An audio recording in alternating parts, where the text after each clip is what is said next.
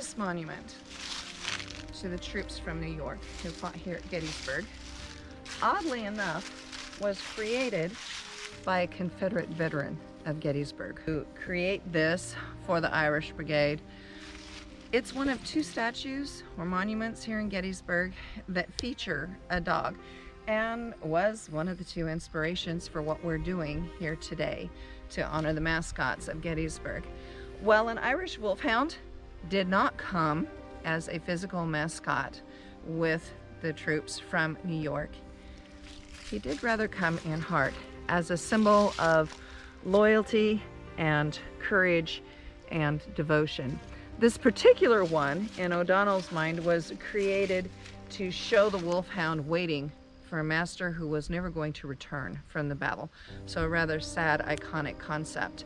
As we started researching mascots, our take on this changed a great deal from the high school and college sport team mascots that we're all used to as just an idea, a representation of courage and bravery and skill, to something more like family and friendship and courage and bravery, and yes, sometimes even skill in feeding their fellow soldiers. But this is the beginning, and it's where we're going to begin here with the Irish Brigade and a tribute to their ideal mascot, not physical mascot, at the Battle of Gettysburg.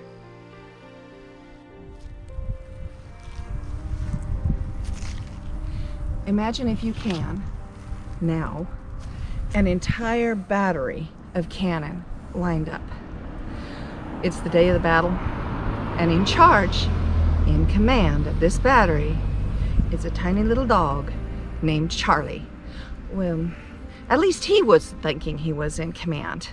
He was in command of troop artillery from Athens, Georgia. They were part of McLaws' division, which served in Longstreet's corps.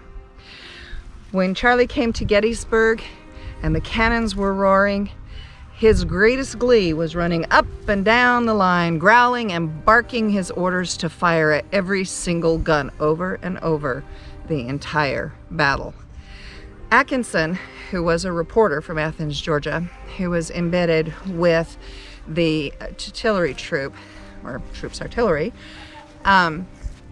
he wrote about Charlie. He said that Charlie was a mongrel.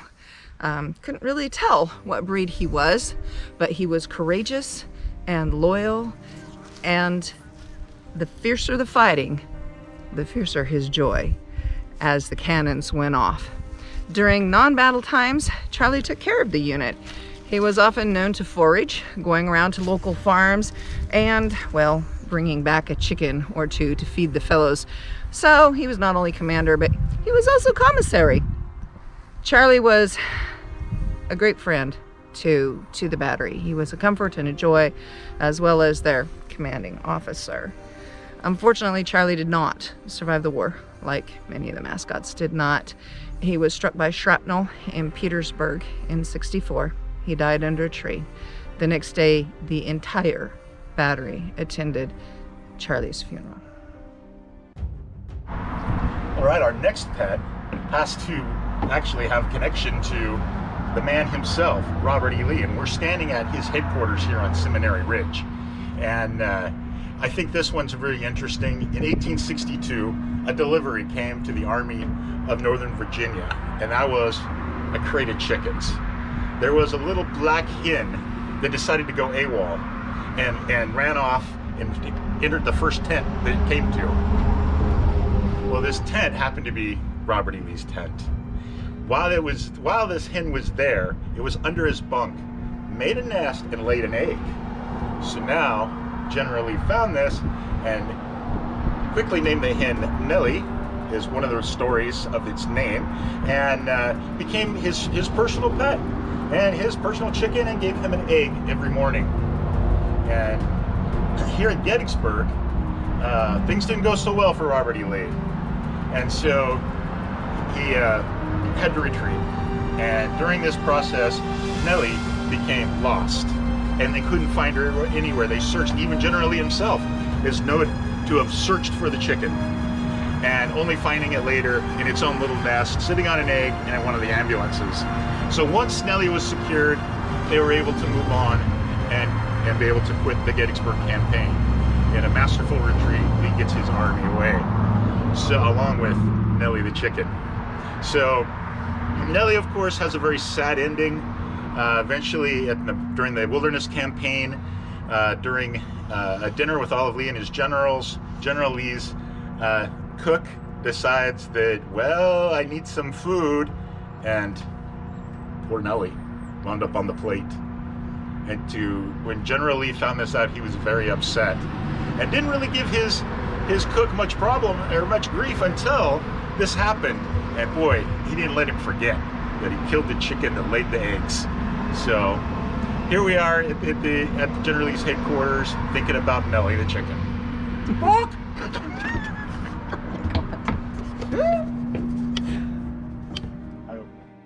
Culp's Hill. Beautiful, fine day we have next to the 2nd Maryland Confederate Infantry Monument. Rothermel painted the charge up Culp's Hill, and he included in his painting a very interesting feature: a dog named Grace. Now we know about Grace, and he knew about Grace because Thomas Kane, Union general, wrote about Grace. It seems that Grace was the mascot for the 2nd Maryland. It's believed that they adopted her on their way to the Battle of Gettysburg, although she does show up on their roster as the unit mascot. So yeah, may or may not be true exactly where they acquired her. But Grace was here during the battle, and she did lead the charge up Culp's Hill. Grace was wounded with her men. She was excited, she barked, she growled, and she chased the Union soldiers as they moved from the base of Culp's Hill into the traverse. And then she returned to where her men were wounded and dead. She herself was carrying what turned out to be mortal injuries. As she returned, General Kane and his men watched what followed as she went among her men, nudging and licking and trying to get them back up on their feet to continue on in the battle. One of the Union soldiers tried to help Grace, and as he did, she licked his hand as she passed away.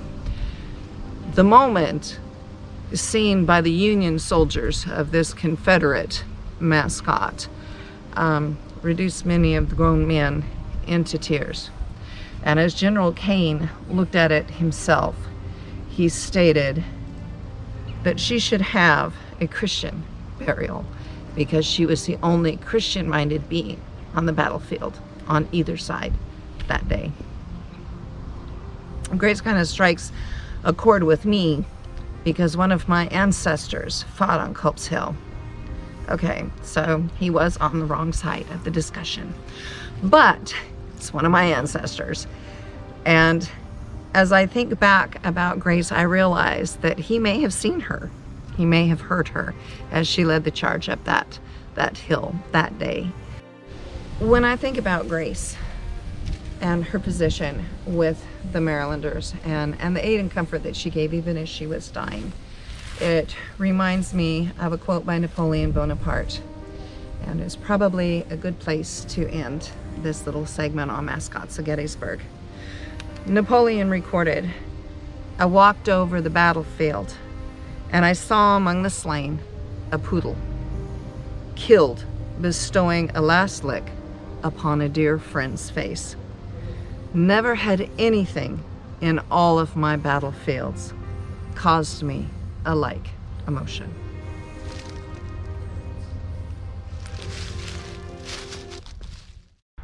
So now we're at the monument to the drummer boys here at Gettysburg, and with all this talk of pets and having recently read Recollections of a Drummer Boy, I decided we needed to stop here and talk to you a little bit about a story in the book by Harry Kiefer about this quest for a pet. This chapter is called the squirrel and the three blind mice. And so we have to understand that, first of all, Harry was coming back from getting some water, and he ran into his friend Andy and asked him if he knew what a shadetail was. And of course, Andy had no idea, because he was not as educated as Harry. So he quickly told him, well, once you study some Greek, you'll know that a shadetail is a squirrel. You know, the tail comes up and forms over the head, and he creates his own shade. And the fact that Harry knew where there was a squirrel in the camp area.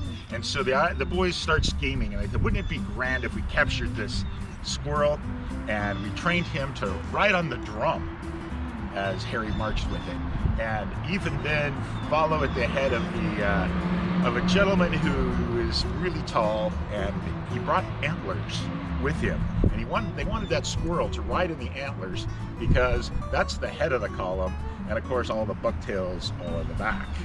So with that, they set out to make a plan. Their idea was to have Andy climb up the tree, tie a burlap bag around the hole, the squirrel's home. The boys then commenced to chop down the tree, and they chopped, and took a while, and then the tree finally cracked and fell. And when it did so, the squirrel ran out the back door. The boys weren't anticipating that. And then the squirrel managed to run to the other trees, and the boys were, of course, were following it, and it started to run towards where all the camp was, and the rest of the company was camped at. And all the other boys started setting out the alarm, squirrel, squirrel, and they all started shooting and yelling and screaming and following the squirrel till finally it came to a tree where it had no way of escaping. And it tried to make a last jump, but it fell. As it plummeted to the earth, everyone tried to grab it. But you remember me telling you about little Jim, the rat terrier? He beat them all to it, grabbed that squirrel by the neck and gave it a couple of twists and went into the woods. And of course the boys lost their pet. So, not being too discouraged, the boys continued to search for the pet. And eventually, helping the quartermaster, they ran across a family of mice.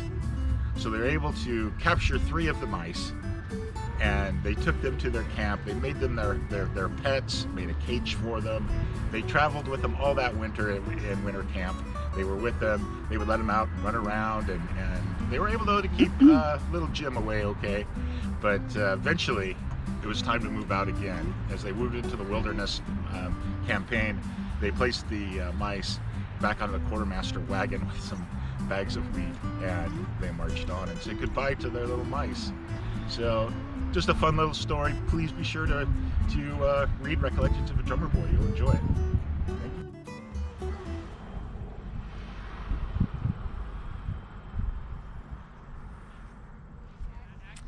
Say hello to the second of the 2 dog monuments that got this whole thing started. This is Miss Sally Ann Jarrett. She was a member of the 11th Pennsylvania Infantry.